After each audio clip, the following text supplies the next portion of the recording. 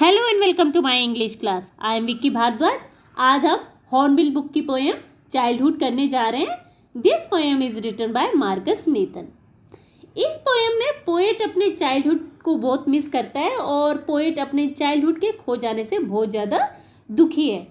और ये poem poet के ये सोचने के साथ शुरू होती है कि उसका बचपन, उसका चाइल्डहुड कब और कहाँ खो गया। पोएट के इसी मूड को इस पोएम में हम पढ़ेंगे।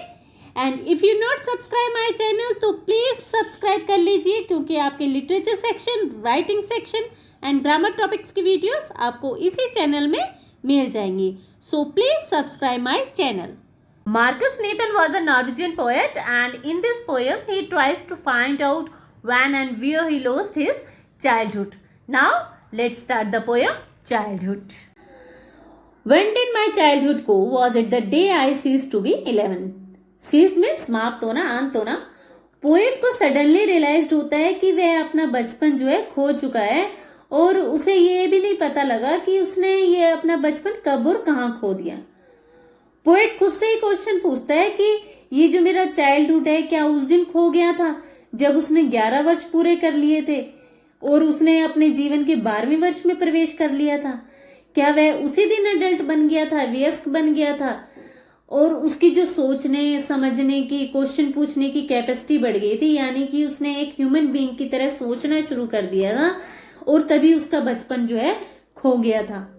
Was it the time I realized that hell and heaven could not be found in geography? Poet फिर कहता है कि मेरा जो चाइल्डहुड है तब खोया था जब उसे रियलाइज हुआ कि हेल और हेवन जैसी कोई दोनों ये जगह है ही नहीं। ये दोनों ही जगहें जो रियलिटी में है कहीं भी एग्जिस्ट नहीं करती, क्योंकि अगर हमें कोई जगह देखनी होती है, ढूंढनी होती है तो हम मैप के थ्रू उस जगह को ढूंढ लेते हैं। पर हेल और हेवन ऐसी दो जगहें हैं जो कहीं भी हमें मैप में नहीं मिलती। इन दोनों ही जगहों को ढूंढा नहीं जा सकता। And therefore could not be was that the day.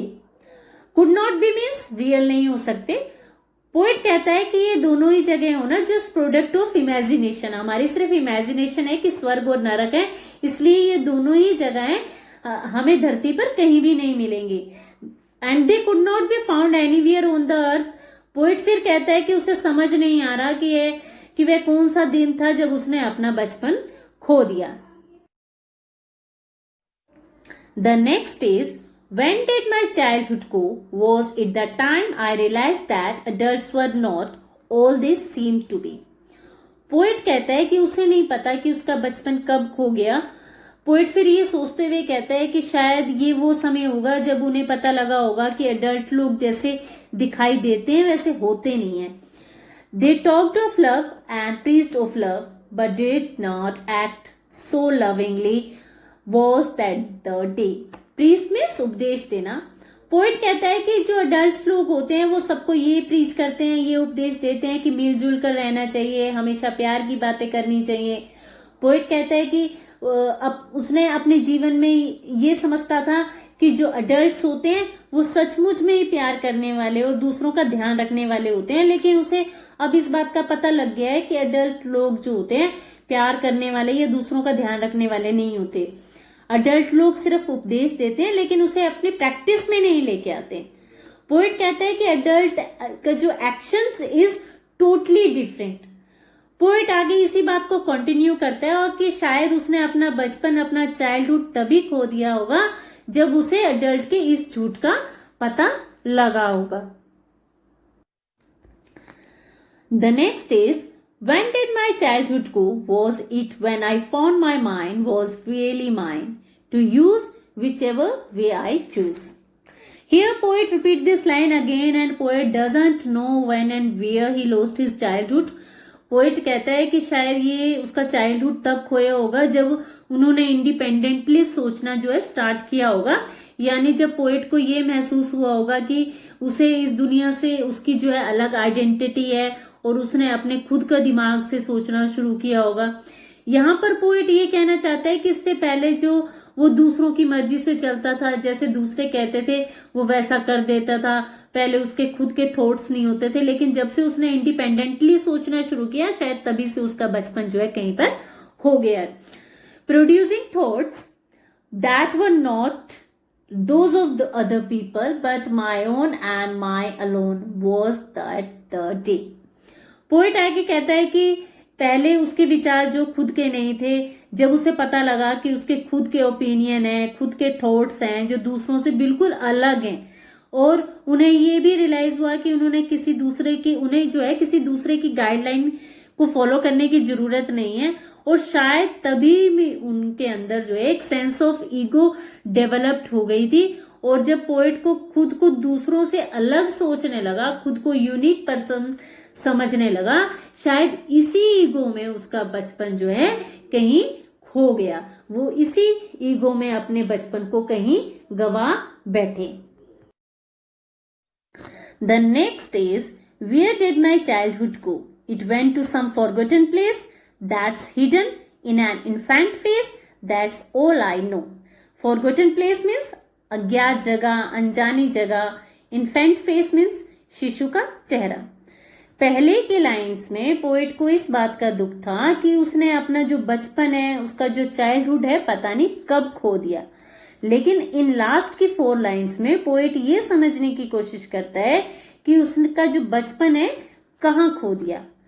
In lines में पोएट कहता है कि मेरा बचपन कब मुझसे बिछुड़ गया ये मैं निश्चित रूप से नहीं कह सकता, लेकिन उसे लगता है कि उसका बचपन किसी अनजानी जगह पर चला गया है।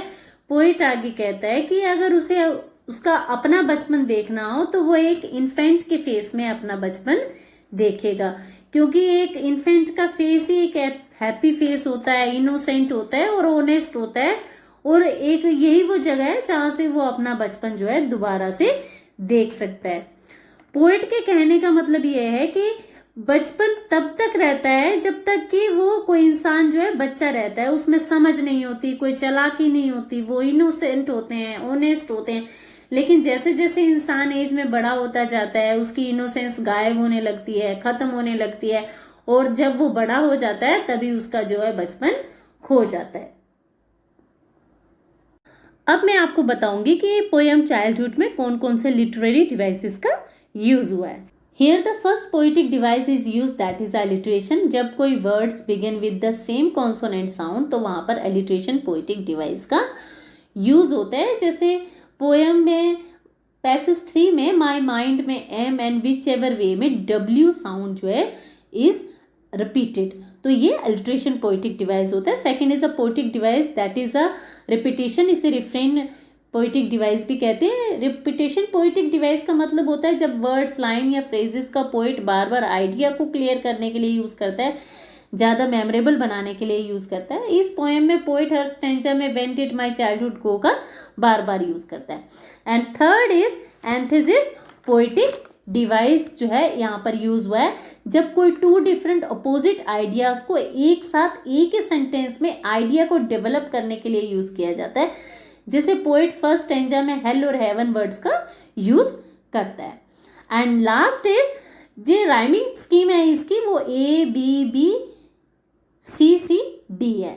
And these are all the poetic devices used in the poem childhood. इस तरह पोएम चाइल्डहुड यहीं पर खत्म होती है। अपने नेक्स्ट वीडियो में आपसे कुछ न्यू टॉपिक्स के साथ आपसे फिर से बात होगी। Thank you students.